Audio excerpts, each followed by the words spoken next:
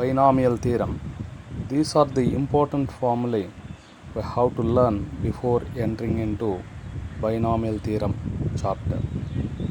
This can be written as 2c0 x square plus 2c1 ax plus 2c2 s square. The coefficients can be represented in terms of binomial coefficients. X plus a whole cube. Formula x cube 3 a square x. Let's write like this: 3x square a 3a 3xa plus a cube. The way of writing this is 3c0. This can be written as 3c1, this as 3c2, and this as 3c3. 3c0 is 1, 3c1 is 3, 3c2 is 3, 3c3 is 1, according to Pascal triangle. And then this is x cube, and then x square, x, and then constant, and then x cube is there, x square into a square, and then plus a cube. There is the way of representing x plus a whole square, x plus a cube in terms of binomial theorem. How x plus a whole to the power of 4 can be written? 4c0 x to the power of 4, 4c1 x to the power of 3 into a plus 4c2 x square into a square plus 4c3 x into a cube. Last term is 4c4 a to the power of 4. Is it clear? So what binomial theorem says now?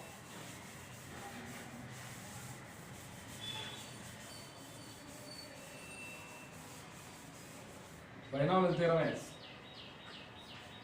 for all x to the power, for all n belongs to positive integers, x plus a whole to the power of n is nc0 x to the power of n plus nc1 x to the power of n minus 1 into a plus nc2 x to the power of n minus 2 into a square plus so on ncn x to the power of a to the power of n. Look here, if we expand like this, the rth term here can be represented as r plus 1th term is ncr x to the power of n minus r into a to the power of r plus 1 ncn a to the power of a. First term nc0, second term nc1, third term nc2, r plus 1th term ncr, last term n plus 1th term is coefficient is ncn. The coefficients are nc0 1 to n, and then c0 is extra. For totally it contains number of terms in it. Number of terms is equal to n plus 1, isn't it? This c0, c1, c2, c0, this can be written as c0, nc1, nc2 denoted by notations c0, c1, c2, so on cn. General term is tr plus 1th term is called a general term and is denoted by ncr x to the power of n minus r into a to the power of 1. This total binomial expansion x plus a whole to the power of n can be written as plus plus plus is there, so sigma 0 1 to n, so r is equal to 0 to n, nc r x to the power of n minus 1 to n minus 2 a square, so it is x to the power of n minus r, n minus 0, n minus 1, n minus 2, n minus r, and then a power 1, a power 2, a power n, a power 0, This becomes a to the power of 0. A to the power of 0, 1, 2, 3, so on up to n.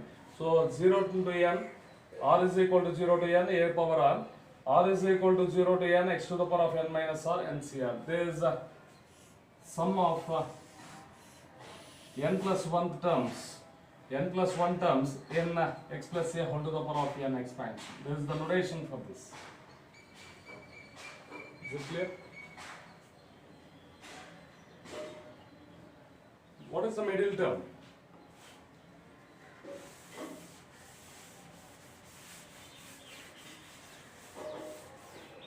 If n is even,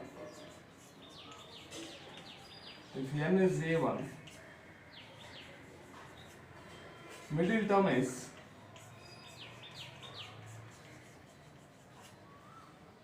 look here 1 2 1. This becomes the middle term 2c1. If n is even, that is 4 1 4 6 4 1. 4c0, 4c1, 4c2, 4c3, 4c4. This becomes the middle term. So only one middle term will be there. There is nothing but t n by 2 plus 1. If n is odd, middle terms. So 1 3 1 1 3 3 1 1 5 10 10 5 1 will be the binomial coefficients. The number of terms in x plus a whole to the power of 3 contains 4 terms. The middle terms are 2 terms. Their coefficients are equal. In x plus a whole to the power of 5, it contains 6 terms. The middle terms are 2 terms. Their coefficients are equal. So middle terms here it can be written as t 5 plus 5 minus 1 by 2, 5 plus 1 by 2, and t 5 plus 3 by 2. First term, second term, third term. There is third term. There is a fourth term.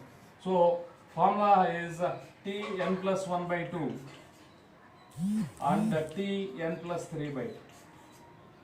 So if n is even, middle terms of t n by 2 plus 1, and if n is odd, middle terms of or t n plus 1 by 2 and t n plus 3 by 2. Brief explanation.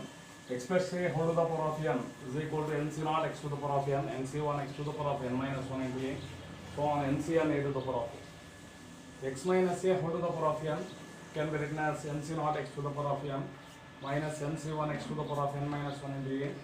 So instead of into a, we substituted minus a in each and every case. So these things you have to remember. Expansion of number of terms. X plus a or x minus a whole to the power of n contains number of terms n plus 1. A plus b plus c or x plus y plus z whole to the power of n. Number of terms is n plus 1 into n plus 1 by 2. X plus a whole to the power of n plus or minus x minus a whole to the power of n. When n is odd, there is n plus 1 by 2. Number of terms is n plus 1 by 2. X plus a whole to the power of n plus x minus a whole to the power of n. Number of terms is n by 2 if n is even. X plus a whole to the power of n minus x minus a whole to the power of n. Number of terms is n by 2 plus 1. N a whole to the power of n general term is tr plus 1 ncr x to the power of n minus r a to the power of r in x plus a whole to the power of n. And then in x plus a whole to the power of n, the number of terms, middle terms is tn by 2 plus 1. Only one middle term will be there when n is even. Tn by n plus 1 by 2 and tn plus 3 by 2 are middle terms when n is odd. Greatest binomial coefficients in x plus a whole to the power of n or x minus a whole to the power of n is ncn by 2 when n is even, ncn minus 1 by 2 which is equal to ncn plus 1 by 2 when n is odd. X plus a whole to the power of n, total expansion can be written as sigma r is equal to 0 to n, ncr x to the power of n minus r a to the power of r. X minus a whole to the power of n can be written as sigma r is equal to 0 to n, ncr x to the power of n minus r into minus a to the power of r. Is it clear? A brief explanation how to learn all these things. This theorem using mathematical induction. We prove this using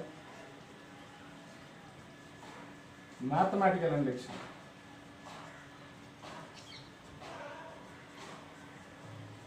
How will prove this theorem? Using mathematical induction. What is mathematical induction? We all know that. What is step 1? Step 1, let us consider let n is equal to 1. Let n is equal to 1. What is LHS?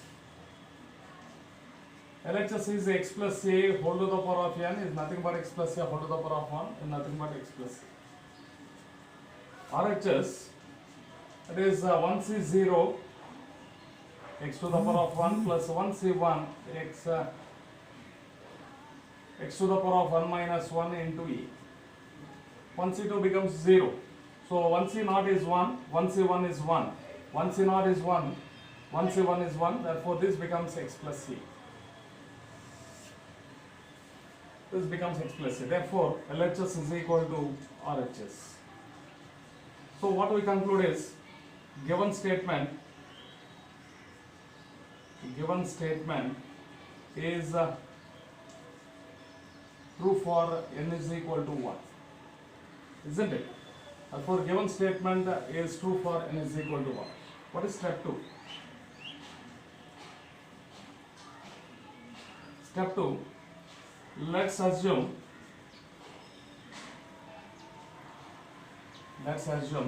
the given statement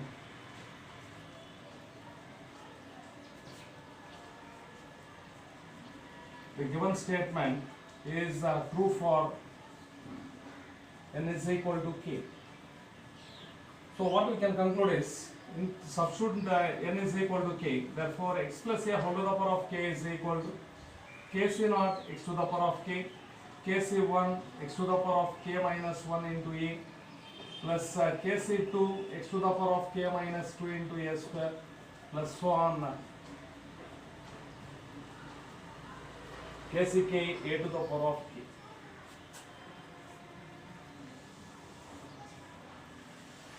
Let us consider this as statement number 1, equation 1. Okay, right. What is step 3? So step 2 is let's assume the given statement is true for n is equal to k. So equation 1 arises. For step 3, what is step 3? We have to prove that the given statement is true for n is equal to k plus 1, right? We have to prove the given statement is true for n is equal to k plus 1. In order to prove for n is equal to k plus 1, we have to prove that the given statement is true for n is equal to k plus 1. So multiply x plus a on both sides of equation 1. Both sides of equation 1. From the equation 1, what we will get it in LHS? X plus a whole to the power of k into x plus a, that is LHS. RHS is multiply each term with x plus a. Therefore kc0 x to the power of k into x plus a, kc1 x to the power of k minus 1 into a into x plus a, kc2 x to the power of k minus 2 into a square into x plus a, and so on kck a to the power of k into x plus a. So this becomes, LHS becomes, I can write LHS as x plus a whole to the power of k plus 1. So instead of n, I got the k plus 1. Next one is, here kc0 is 1. I write in the kc0 as 1. 1 into x power k plus 1. X power k plus 1. And then x power kc0 into x power k into a, kc1 x power k into a, x power k into a, and then I add kc1 x power k minus 1 into a square, and then kc2 x power k minus 1 into a square, k minus 1 into a square, and so on. Last term I write it as kck is 1, a power k plus 1 is last term, a power k plus 1, a power k plus 1 is last term, kck is 1. Now rearrange it. X to the power of k plus 1, I can write the 1 as, k plus 1 c k plus 1, isn't it? 1 can be written as kc naught, kc0, kc1, sorry, kck plus 1. I write for convenience sake 1 as k plus 1 c naught and x power k plus 1. These two things, from these two things, if you are taking x power k as common, this becomes kc naught plus kc1. If you take x power k minus 1 common into a square, x power k into a common here, and the x power k minus 1 into a square common, we will get into kc1 plus kc2. And last term, I write it as a power k plus 1. There is k plus 1 c naught, x to the power of k plus 1 plus kc naught plus kc1, ncr plus ncr minus 1 is n plus 1 cr, x to the power of k into a, plus ncr plus ncr minus 1 is n plus 1 c r greater value is 2, x power k minus 1 into a square, plus so on. Last term I can write it as k plus 1 c k plus 1 a power k plus 1. Since 1 is nothing but k plus 1 c k plus 1, there is nothing but x plus a whole to the power of k plus 1. Look into the value. Instead of n, I got k plus 1, nc naught k plus 1 c naught, nc1 k plus 1 c1, last ncm k plus 1 c k plus 1. X to the power of n, x to the power of k plus 1, x to the power of n minus 1, x to the power of k plus 1 minus 1 is x to the power of k, and so on. Therefore, I can conclude that given